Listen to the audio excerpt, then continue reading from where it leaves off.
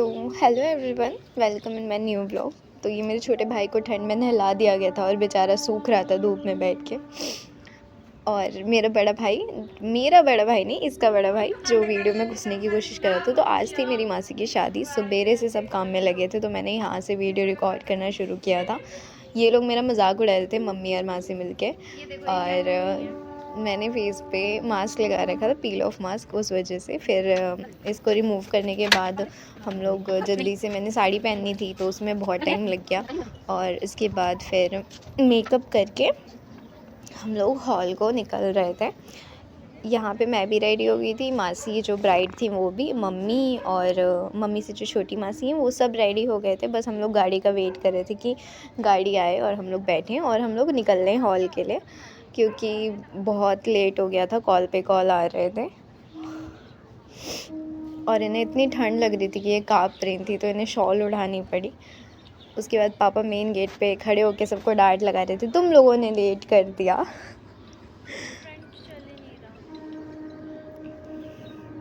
फिर हम हॉल के, ये एंट्रेंस गेट था, यहाँ पे पहुँच चुके थे बारात के आने से पहले लकीली। और थोड़ी ही देर बाद बारात भी आ गई थी। और ये दूल्हे की गाड़ी थी जिसमें मेरे मौसा जी बैठे हुए थे। और स्टेज पे परफॉर्मेंस चल रहा था, कुछ शिव पार्वती जी का परफॉर्मेंस था।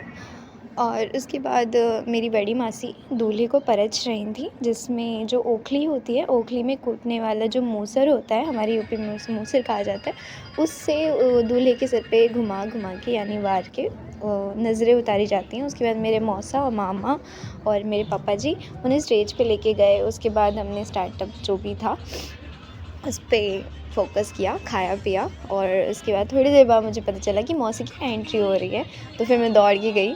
और यहाँ पे मैंने देखा कि लहंगा उठाने की कोई ज़रूरत नहीं है, क्योंकि पहले ही जो परफॉर्मेंस कर रही थी लड़कियाँ वो आ गई थी उनका लहंगा कैरी करने के लिए, और उनको वो लेके जानी थी स्टेज पे। पर हम लोग भी साइड में खड़े थे, कहीं कोई दिक्कत ना हो जाए उन्हें। और यहाँ पे डेकोरेशन बहुत सुंदर की गई थी। ये स्मोकी मतलब जब उनकी एंट्री हो रही थी तो पूरा स्मोक फैल गया था। और उसके बाद ये मेरी छोटी बहन जिसको वीडियो बनाने का बहुत शौक़ है। और ये मेरी बड़ी मौसी, उसकी पीछे छोटी मौसी है, मेरी मम्मी से छोटी है जो, और ये मेरी बहन है, और ये मेरी मॉम है। सब कोई टेंशन में था। और उसके बाद ये क्रैकर्स चले, जिससे और भी मतलब प्यारा माहौल हो गया था। फिर मौसा जी ने इसे प्यार से घूंघट उठाया जस्ट फॉर शूट, क्योंकि अगर यही चीज़ हम लोग बोलते तो नहीं करते, बट कैमरा मैन बोल रहा है तो कर लेंगे, सब कर लेंगे, और फैमिली भी कुछ नहीं बोलेगी। कैमरा मैन ही एक ऐसा पर्सन होता है जो किसी से भी कुछ भी करा सकता है। और ये वो लड़कियां हैं जो मौसी को लेके आई थी, उन्होंने नेग लिया, उसके बाद रास्ता छोड़ा। और उसके बाद यहाँ स्टेज पे भी बुके से प्रपोज़ किया था मौसा ने। ये जयमाला से पहले का है। और इसके बाद मासी ने मौसा की आरती करी थी, जो मैं रिकॉर्ड नहीं कर पाई, मैंने सीधा यहाँ पे जयमाला पे रिकॉर्ड करा था। और इसके बाद ये दोनों एक दूसरे को माला पहनाते हैं। और ये स्टेज पे तो इतना ही होता है, उसके बाद कुछ फ़ोटोज़ खींची जाती हैं। यहाँ पे भी जब इन्होंने माला पहनाई तो मेरे ख्याल से अभी होना चाहिए था क्रैकर वाला, बट थोड़ी देर बाद जब लोगों ने माला पहना दी, उसके बाद सारे जो पटाखे जो भी लगा रखे थे उन्होंने, ये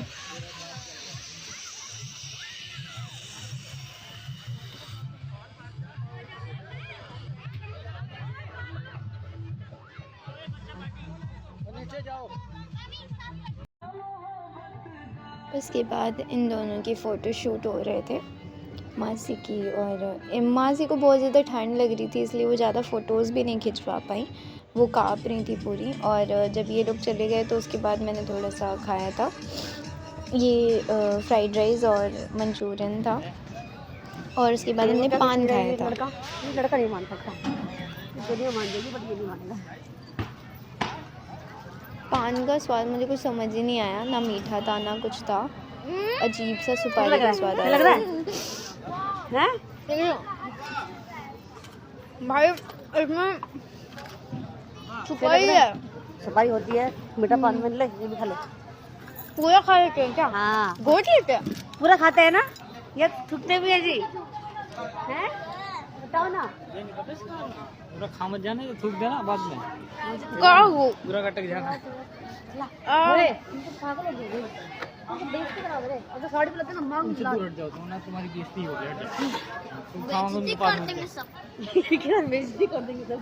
उसके बाद दूल्हा दुल्हन और सारी फैमिली को बुलाया गया था खाना खाने के लिए एक साथ।